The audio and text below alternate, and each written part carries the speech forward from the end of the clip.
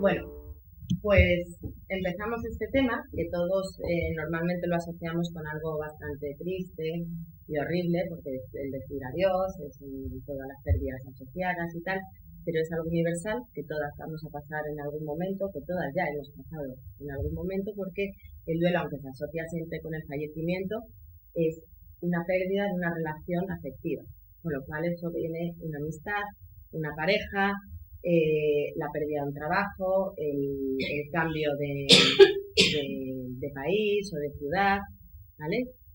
Entonces, aunque puede ser al principio muy doloroso, es una oportunidad para crecer, para plantearnos nuestra vida, nuestros valores y darle un significado mucho más profundo a lo que vamos a vivir.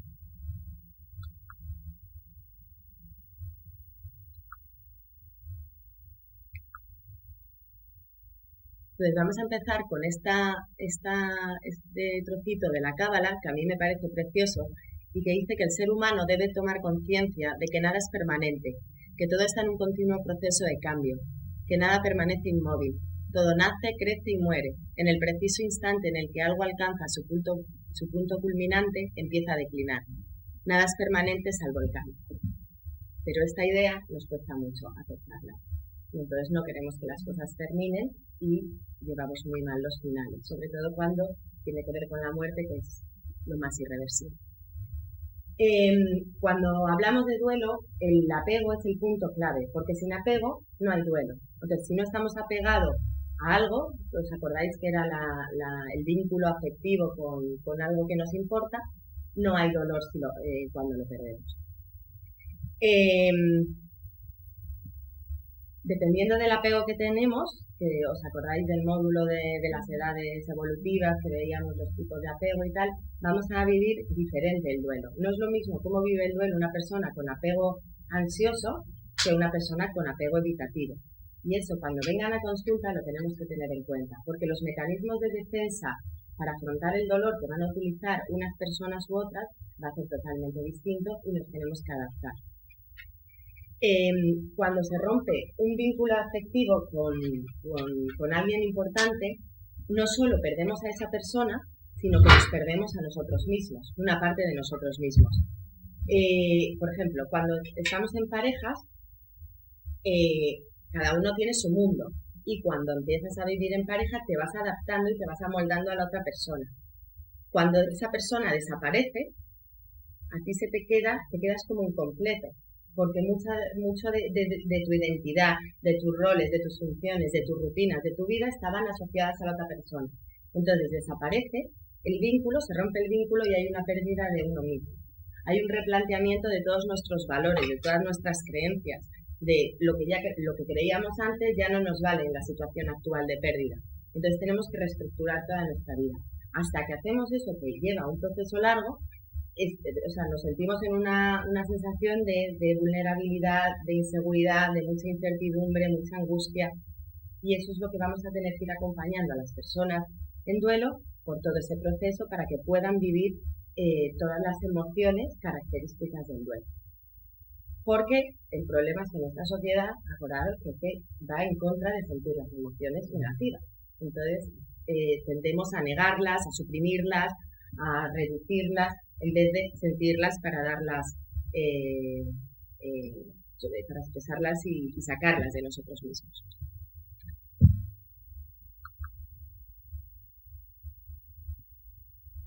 Etimológicamente, duelo tiene dos significados. Por un lado, significa duelum, que es combate, porque en el proceso de duelo se da un combate entre la vida y la muerte, lo que ha ocurrido y lo que nos gustaría que hubiese ocurrido, entre lo que es y lo que nos gustaría que fuese, entre lo que fue y lo que hubiésemos querido que fuese.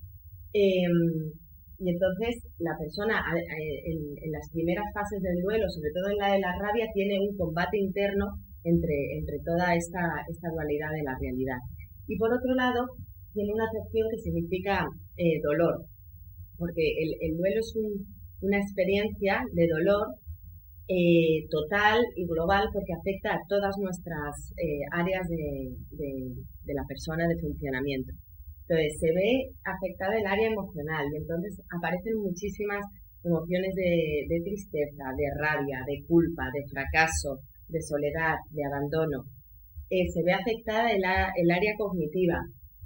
Somos incapaces de concentrarnos, tenemos un pensamiento difuso, un sentimiento de irrealidad, de no poder estar presentes en lo que estamos.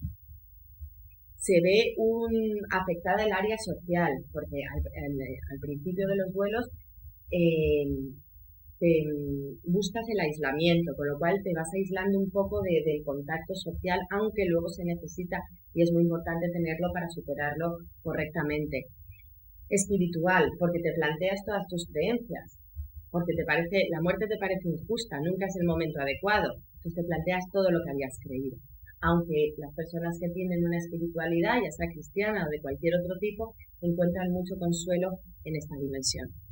Y luego te desestructura físicamente, te aparecen dolores, no puedes conciliar el sueño, la calidad del sueño es muy baja, con lo cual la persona se encuentra muy cansada, tiene sequedad de boca, no tiene hambre, o por lo contrario, comen para llenar como esa sensación de vacío. Con lo cual es una experiencia de dolor que nos embarga y que en el primer momento no nos deja funcionar adecuadamente. Entonces, el proceso de duelo implica, sobre todo, aceptar lo que hemos perdido, ya sea nuestro matrimonio, nuestro hijo, nuestro familiar, nuestro trabajo. Y eso es las primeras etapas. Todo nuestro trabajo como terapeutas va a ir dirigido a que la persona acepte la pérdida. Que se puede pensar, ¿cómo no la va a aceptar? Si se te muere alguien, es algo obvio. Pero nuestra mente tiene unos mecanismos que al principio niega esa posibilidad, niega que lo que ha pasado sea real.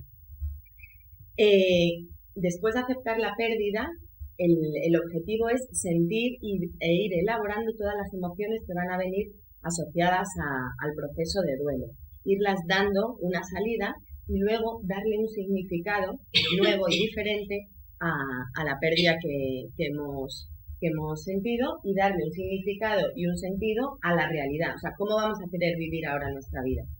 Porque cuando perdemos a alguien, cuando digo perdemos a alguien, poneros cada una puede ser desde un divorcio a una muerte, ¿vale? No siempre voy a estar hablando de muerte. Cuando perdemos a alguien, nuestra vida no puede seguir funcionando de la misma manera. No podemos seguir teniendo el mismo funcionamiento y las mismas creencias y empiezan a tener cosas que antes no dábamos importancia, mucha más importancia. Entonces, las personas cuando sufren una pérdida importante, empiezan a darle mucho más importancia a las muestras de afecto, a expresar lo que se siente, a no dejar que alguien se pueda ir sin haberles expresado, porque eso es una de las cosas que más dificultad vamos a tener al ayudar a alguien a elaborar un duelo. Los asuntos inconclusos, ¿y si hubiese hecho esto? ¿Y si le hubiese dicho esto? Entonces, cuando pierdes a alguien, te replanteas una nueva manera de vivir la vida.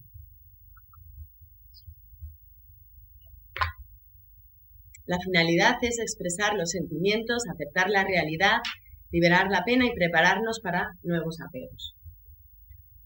Pequeños apuntes. El duelo no es una enfermedad. El duelo no se cura ni se trata.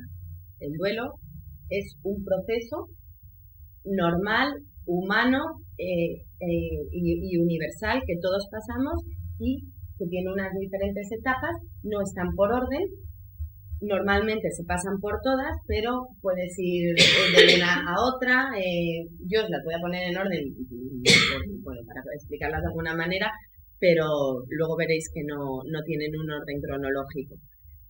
No tiene una cronología determinada, porque el duelo puede elaborarse en un año como mínimo, porque un año es lo necesario para vivir las primeras veces sin esa persona. Los primeros cumpleaños, las primeras navidades, los primeros aniversarios, el primer verano, ¿vale? Pero normalmente los duelos se suelen elaborar entre 2 y 4 años, hasta que la persona, claro, o sea, al principio el dolor es muchísimo más intenso, pero luego la persona ya va siendo más adaptativa y funcional en su vida pero dura tanto porque las últimas etapas es el agradecimiento, el volver a conectar con la energía vital, con la esperanza, de que pueda haber algo más esperándonos en la vida y volver a conectar con nuestros deseos de vivir, que son las primeras etapas. Quería hacer una pregunta. Tengo una amiga que, bueno, estaba con una persona, lo dejó, medio que volvieron a empezar a estar de nuevo, lo dejó de nuevo y la veo como haciendo diferentes duelos. A ver, de esto de que primero estás con tu relación, te crees de una manera. Por lo que sea te desengañas un poco y la cosa se distancia. Y ahí empiezas, entiendo cómo hacer un poco el duelo porque te das cuenta que eso... Porque hay una ruptura. Pero tú sigues queriendo estar con la persona y demás. Vuelves a estar y al cabo de 6 meses, o sea, es como que se va quitando de a poquito antifaces, ¿no? Entonces va viendo más realidades que le hacen doler. Porque ella lleva aquí 1 año y medio ya, y yo le digo, todavía te queda para mí, para hacer el duelo. Pero ha roto la relación. Definitivamente. Claro, es que es muy mal. Eso es un duelo anticipado. Entonces pasa, antes de romper una relación que nos hace daño, vamos comenzando a elaborar ese duelo anticipadamente. O cuando una persona se pone enferma y vemos el proceso de deterioro, también estamos elaborando el duelo de manera anticipada. Pero el duelo no empieza a realizarse hasta que no se rompe la relación, porque tú sigues vinculada a esa persona, entonces no puedes cerrar. Esa es la dificultad de los duelos de personas desaparecidas, que es muy difícil elaborar el duelo porque no hay muerte, no hay un cuerpo. Entonces, ¿a qué le haces el duelo? Entonces, en el caso de tu amiga, puede ir elaborando cosas que no le gustan, puede ir pensando qué quiere para su vida, pero si sigue vinculada, ¿cómo va? No hay cierre. Entonces, si ahora lo ha dejado, ahora empezará el duelo. Lo que pasa es que es ella la que la veo por atrás buscando y tratando de seguir en contacto. Digo, vale. ¿Qué apego es tu amiga? Pero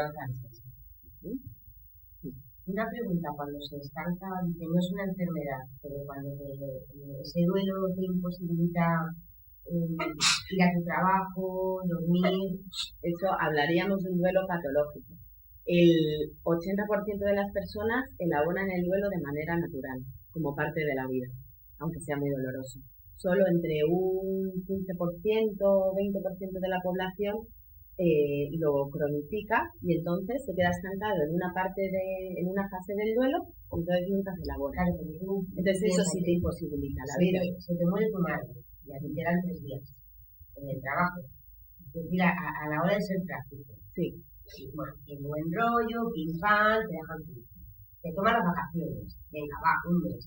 Pero si a pesar de ese tiempo han pasado 60 días, tú tienes que hacer frente a un beso laboral, porque tienes que vivir, y tú físicamente no puedes, eso sería tratable con un psicólogo. Sí, pero no diríamos que es patológico. Claro, es lo que no sería una enfermedad, sería... Bueno, pues que esa persona tiene una dificultad para llevar el duelo. Entonces, en las primeras etapas, o sea, que te den 3 días por la muerte de un familiar cercano es mínimo, porque la primera etapa es la del shock. Es que ni siquiera eres consciente de lo que ha pasado. O sea, estás viviendo en una irrealidad que cuando muere alguien, puedes ir al tanatorio y decir, bueno, ¿qué me interesa? ¿Qué bien lo está llevando? No, es que no se está enterando de nada. Y entonces... arreglamos los papeles, recibimos a la gente, tal, y no te enteras. Entonces, posteriormente, en las 3-4 semanas siguientes, que es lo que dura la etapa del shock negación, a partir de las 4 semanas, empiezas a darte cuenta de la pérdida. Y a los 3 meses es el peor momento, porque la pérdida se empieza a hacer real. Y entonces empiezas a sentir el vacío horrible dentro con el que te tienes que enfrentar y que hasta entonces tus mecanismos han estado ayudándote. Entonces, 60 días.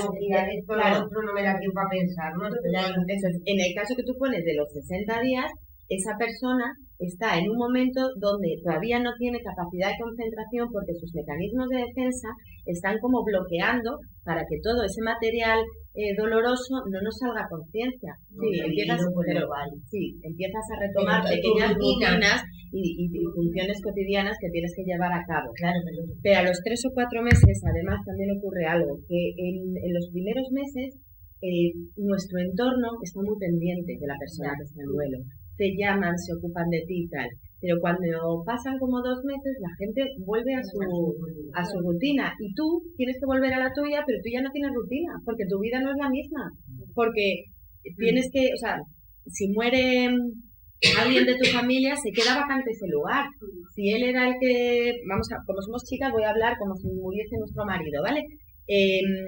Se ocupaba de las finanzas, de preparar las vacaciones, de los planes de fines de semana, y entonces tú no tienes esa vida a la que volver como lo hace la gente. Entonces es cuando empiezas a darte cuenta de lo que has perdido, de la magnitud de tu pérdida. Ya sabes que ha muerto, pero ¿cómo te ha cambiado eso la vida?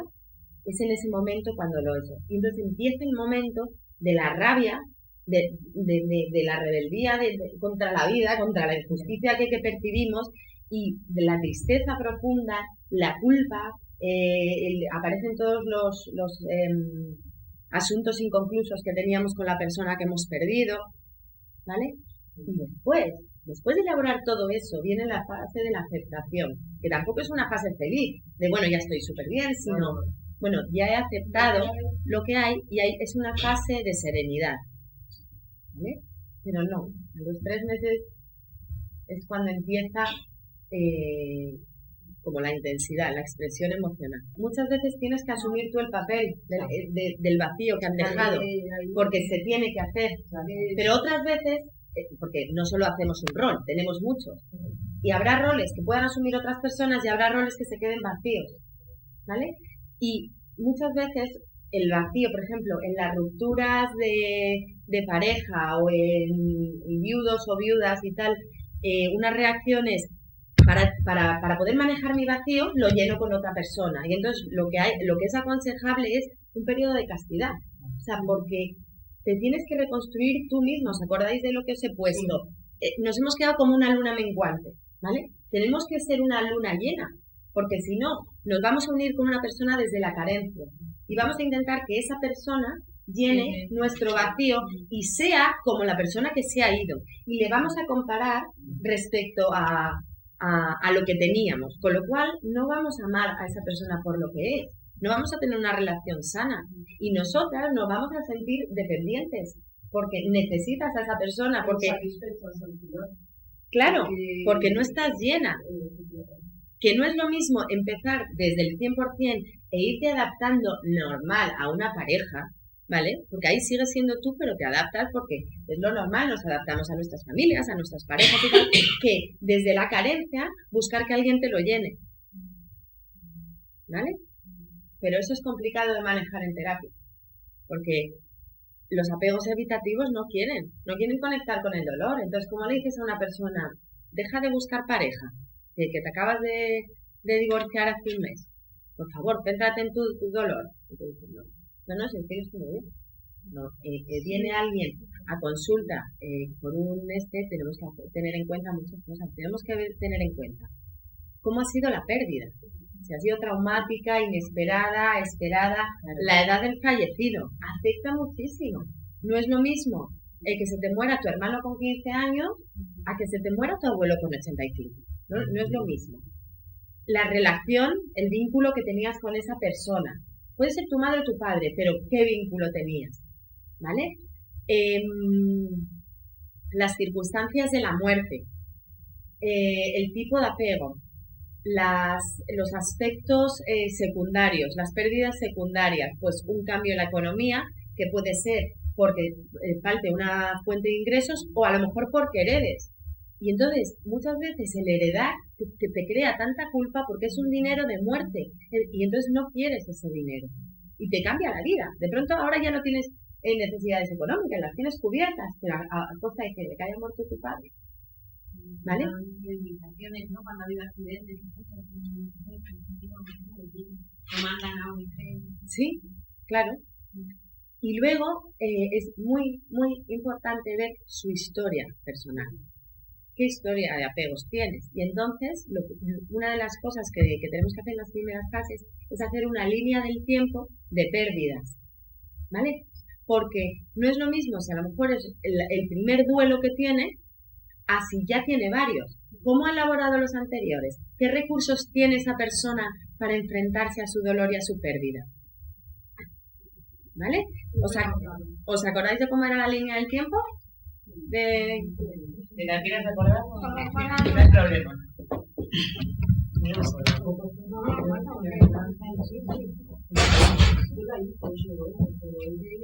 A ver, y esto se lo pintamos, ¿vale? Esto es la línea del tiempo. Esto es hoy. Decimos, ¿qué pérdidas has tenido? ¿Vale? Pues aquí murió mi abuelo. Vale, la línea del tiempo. La dibujamos. Fijamos el día actual. Y la pérdida que hemos, si vienen por duelo, aquí habrá una pérdida. Luego decimos, ¿qué otras pérdidas has tenido? Bueno, pues hace 4 años murió mi abuelo. Y después hubo un despido, me despidieron de la empresa. ¿Qué otras pérdidas? Pues cuando tenía 6 años murió un amigo mío ahogado. Vale, pues un amiguito. ¿Y cómo elaboras la muerte de un amiguito? Y esto, vamos, con un 80% de probabilidades va a tener problemas, porque no sabemos trabajar el duelo con los niños. Porque hay una creencia en la que pensamos que si no lo hablamos con los niños no se enteran y no van a sufrir. Y los niños perciben y absorben toda nuestra angustia y todo nuestro dolor, pero encima no lo entienden qué ha pasado. Con lo cual, con su pensamiento mágico se empiezan a dar explicaciones de lo que ha ocurrido. Y las explicaciones de los niños son muchísimo peor que la realidad. Entonces es importantísimo que luego lo veremos cómo trabajar el duelo con un menor. Con lo cual, esa persona puede crear un trauma por el duelo del amiguito y haber el resto de los duelos haberlos trabajado peor en el sentido de que quizás puede a lo mejor no tener esto y luego haberlos trabajado bien, o puede tener un montón de duelos inconclusos. Aquí puede haber mi novio que me dejó, mi otro novio que me dejó por la amiga, este que me engañó pero le dejé yo. Y también, porque en terapia os va a venir muchísima gente con duelos del amor, muchas, ¿sabes? La gran mayoría vienen por problemas de pareja. Entonces ¿y qué duelos has tenido? ¿Cómo has elaborado las pérdidas de tus otras parejas? Y entonces te encuentras patrones. No, pues enseguida me encontré a otro. No, es un duelo no elaborado. Claro. Y entonces tenemos que ir fijando. Este no está elaborado, este tampoco. ¿Cuáles han sido su mecanismo de afrontamiento? ¿Qué recursos tenía en ese momento? ¿Qué circunstancias? ¿Qué consiguió con lo que hizo? Y valorarle también sus esfuerzos, porque a lo mejor no lo hizo terapéuticamente lo mejor que nosotros sabemos que se puede hacer, pero es que no tenía otros recursos. Entonces es decirle, lo hiciste muy bien, claro, esto que hiciste era muy importante para ti, y valorarle los recursos que tiene. Pero ahora vamos a ver si con 35 años vamos a buscar otros recursos, vamos a explorar qué posibilidades hay, ¿vale? Pero nunca culpabilizarle de, ay, lo que has hecho ha sido encadenar novios, porque entonces es como, encima es culpa mía. O sea, siempre se recomienda, por muy doloroso que sea, ver el cuerpo, porque nos ayuda, todos los profesionales y especialistas en tratamiento de duelo lo recomiendan, porque es una manera de enfrentarte con el hecho irreversible, de poderte despedir y de darle un cierre. En casos de cuando se mueren los hijos, muchos padres no quieren verlo, o en casos de muerte en el nacimiento, cuando nacen muertos o tienen un aborto con 6 semanas y tienes que parirlo igualmente, te recomiendan que lo veas, que sepas los resultados de la autopsia, que entiendas qué ha pasado, porque las madres tienden a tener una culpabilidad enorme y un sentimiento de fracaso por no haber podido traer una vida, por no haber podido ser capaz de preservar la vida de su niño que ha nacido muerto. Entonces es como es que, y mucha vergüenza social es que yo no soy capaz de ser madre, de haber cuidado a mí. Y entonces, como no ha vivido, no ha tenido tiempo de compartir tiempo fuera, te ayuda mucho ver que realmente es alguien y poder estar, o sea, abrazada a él, despedirte y ponerle nombre, porque ese niño, es que hay una creencia, me estoy adelantando un montón, luego iremos pasando, pero bueno, como fluya. Hay una creencia que es que los duelos, o sea, las muertes por niños que todavía no han nacido duelen menos, porque como no le hemos visto la cara, pues duele menos, pero la creencia social es que sí se puede medir, que es mucho más doloroso si tu hijo se muere con 4 años que al haber nacido, pero no, es que una madre, o sea, tú sientes a tu hijo desde el momento en que le concibes, porque se mueve dentro de ti, o sea, y al final le tienes que parir, y tienes un montón de esperanzas, de proyecto de vida, de familia, le has puesto nombre, llegas a tu casa y tienes la habitación montada, la canastilla, la ropita, los abuelos, los tíos, o sea, es una pérdida. Claro, y entonces, lo que suele hacer la gente es, bueno, no voy a preguntar mucho para no abrir la herida, y las madres lo que cuentan es que me sentí abandonada. Al contrario, cuando una madre pierde a un hijo, tiene el mayor apoyo del mundo, porque es un caso que nos conmueve a toda la sociedad y te vuelcas. Pero cuando una madre pierde a un hijo embarazada, no tiene casi apoyo, no se habla. Y entonces se sienten encima tristísimas. Y entonces lo que hay que recomendar, porque es muy positivo, es que lo comuniquen, que hagan un rito, pues un funeral o un rito de despedida, o que lo comuniquen a los amigos. Bueno, pues mi niña Clarita no va a poder crecer con nosotros, pues porque nació y en 2 días pues se ha ido al cielo. La explicación que tú quieras, pero que la reconozcas, que le des un nombre y que te puedas despedir de ella, y de esa manera que justifiques el derecho a sufrir.